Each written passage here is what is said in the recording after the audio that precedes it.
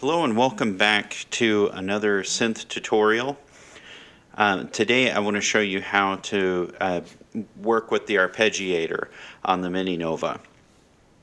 So what we're going to do is we're going to make a sound that it arpeggiates. It's going to arpeggiate over 2 octaves, and I'll show you the pattern editor for the arpeggio, and then we're going to use the mod matrix to make it have a little bit more movement to it.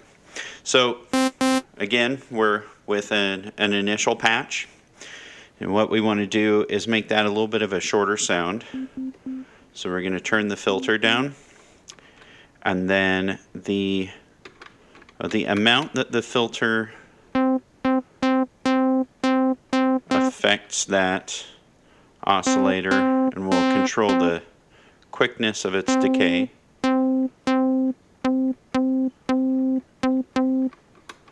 Okay, that's good.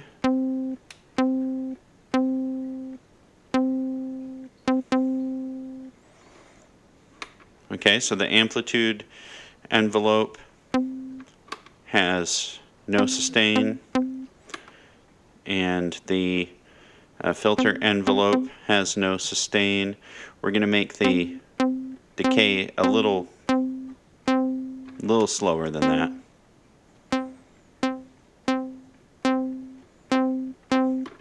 Okay, and the amplitude release.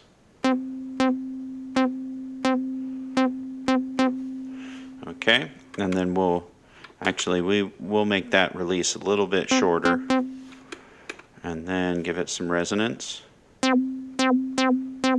too much. Just a little bit. Okay, now to turn the arpeggiator on, just to get its basic functionality, is really simple. You just go over here to this section that's the ARP, hit on, and then just hold down a chord. And then if you want to latch it, there's the latch button. Really simple. I actually changed my mind about that resonance. We'll take the tracking down maybe like 45 on there, and the filter type 24 dB sounds really good. Okay, now we will edit the voices. We're going to stick with just one oscillator, so that's fine right where it's at. The envelope, we want to go to the filter envelope and pull up that release a little bit. Okay, now we just got something simple there. Now another thing, even though we have just one voice,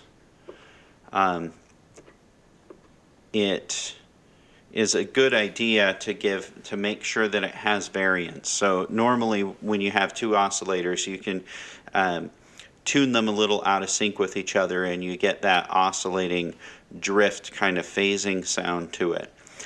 But with one voice, the Mininova has this really handy feature, the oscillator drift. So it's going to do that per voice. So I'm just going to give it a little bit of that. We'll put that up to 15. So what's going to happen is each voice that's triggered on the keyboard will be drifting in and out with each other, rather than it being the oscillators that are drifting in and out. It's the oscillators assigned per note, if that makes sense. Okay, so that's just a real simple introduction to that. What I would like to do now is go to Effects, and we're just going to make it a little bit more interesting and put some delay on it. 64 mix is a little bit high for delay, because then you get that just building up on itself and it gets a little too busy. I always like to have my delays on sync, and quarter note works great for that. Okay, and then with the arpeggiator on,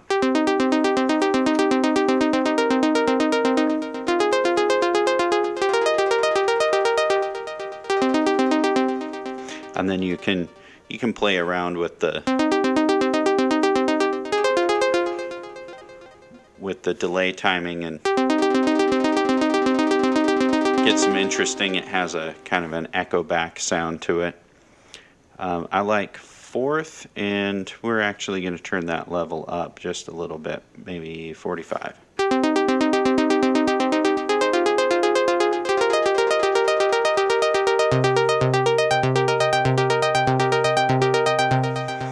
And when you arpeggiate, not just one chord held down, but you start with a low note and you have some high notes and everything in it, so it's arpeggiating over a wider range on the keyboard, you really can hear those echoes coming back, and it makes it sound more interesting.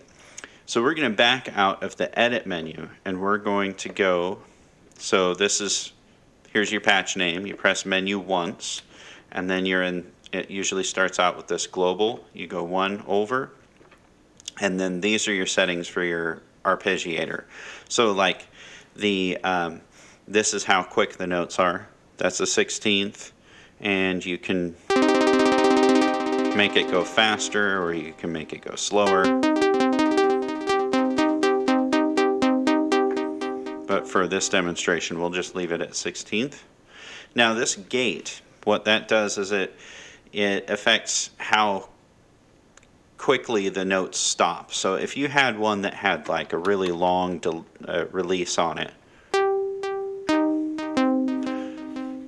well, I kind of, let's put the sustain up, and we'll do that for the filter. Okay, so now that has a longer decay on it. So when you do this, you can hear that they bleed into each other. So if you change the gate,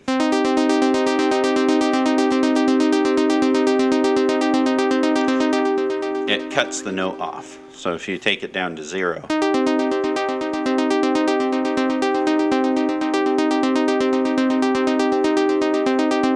you can hear it starts cutting the notes. And we'll put that up. Let's see, where was that at? It's in the middle, wasn't it? Okay, and then we'll take that sustain down where we had it. Okay, so now we have the delay on that. Oh, we're not done with the arp. Then you have your different modes. So this is going up, so it starts with the low note and goes to the high note. And then you can do down, where it does the opposite. Or you can do up and down, or up and down 2, where it plays each note twice. So it goes up the scale, and then before coming down the scale it plays this one again. So it plays that pattern, and then when it gets down to the bottom, then it plays that one again before it goes up to the top. Usually up and down like this, to me, sounds the best. And then you have another mode. This is played. So instead of going up or down in the notes that you're playing, it will play in the pattern that you put down the keys. So I'll play this low one, and then this high one, this low one, and you can hear it's jumping around in there. And then you have random.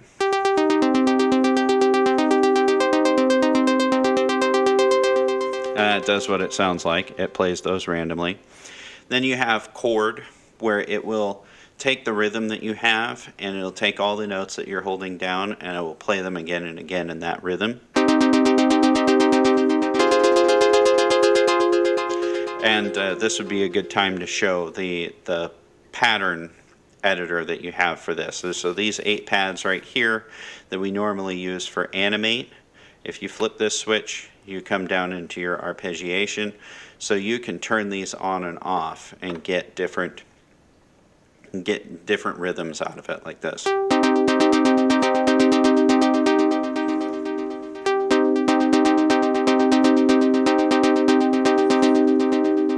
So that's nice too.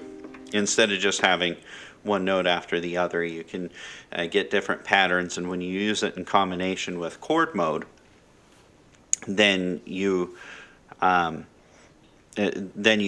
get really interesting rhythms going. Now the next thing is the range. So this says ARP octave. Right now it's on 1. Actually, let me get that out of chord mode. So this is 1 octave. So it's going to play that. If I do 2 octaves, then it's going to play this in this octave, and then it's going to go up to the next octave of those notes.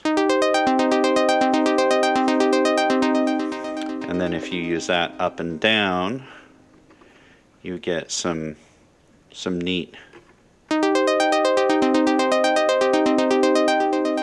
up and down too.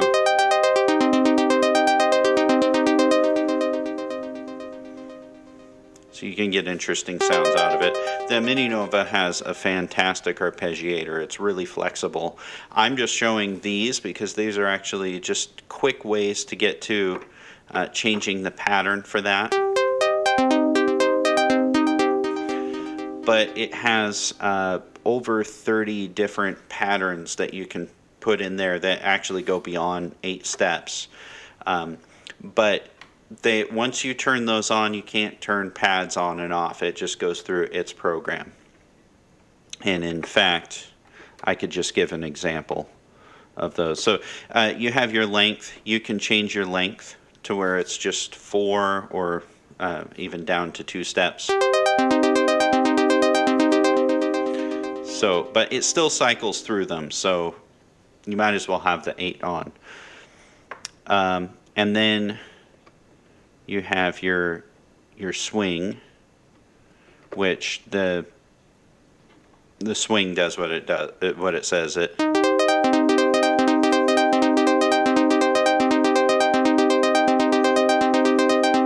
It makes it swing.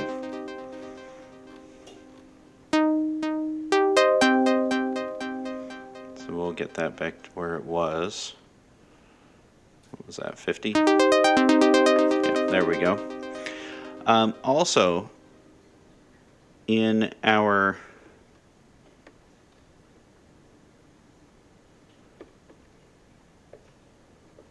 well, here I go, wanting to show the ARP edit. So this is where you can edit the pattern. So right now, ARP edit, what that's doing is it's turning on these pads so you can edit it.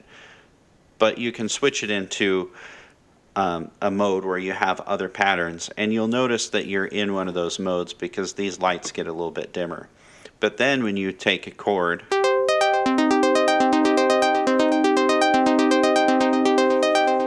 it plays this pre-programmed pattern.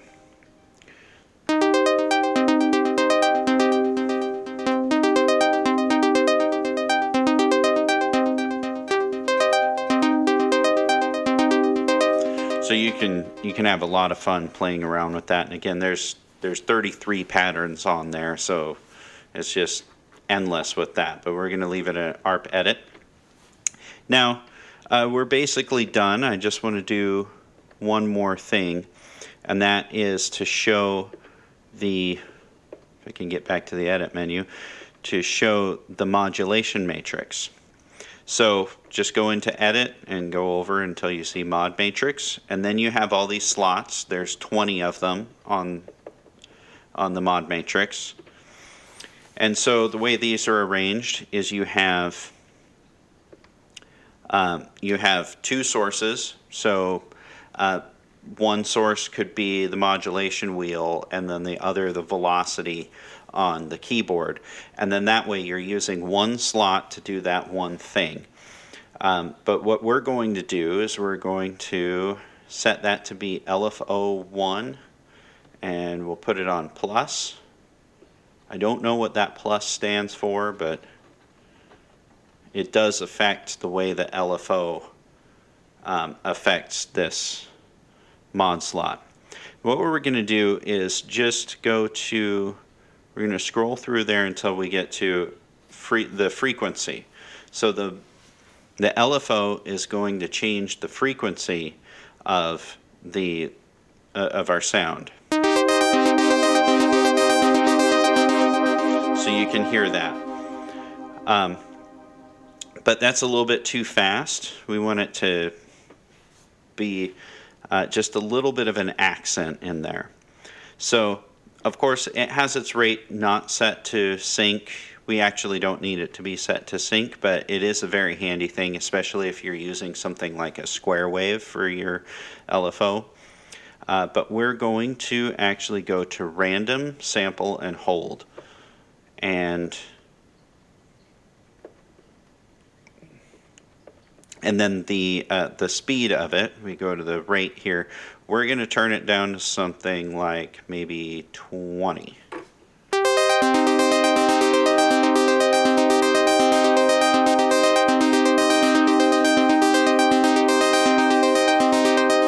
Okay. And then let's go back to the mod matrix.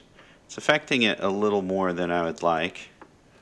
So we're just going to turn that down to maybe 15. That just...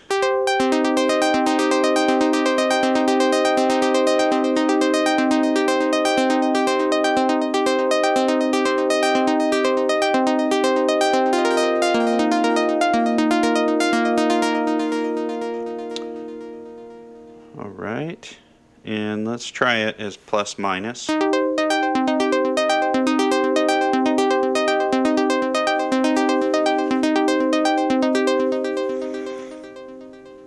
So there you can hear some slight differences in it.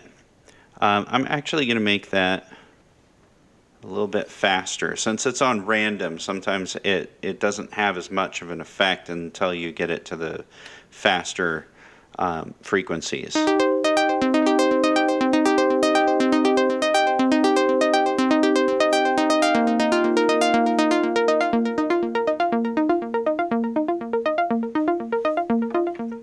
Okay, and then doing a little bit of trial and error on you here. We'll make that depth higher and the filter down lower.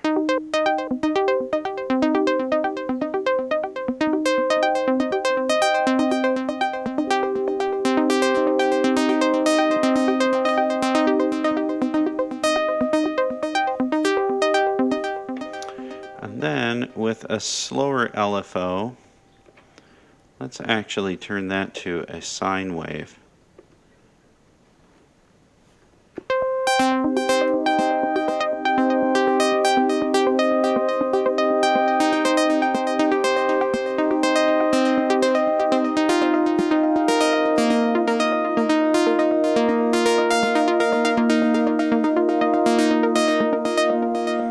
All right, and then we'll put that on a latch and then just let it play.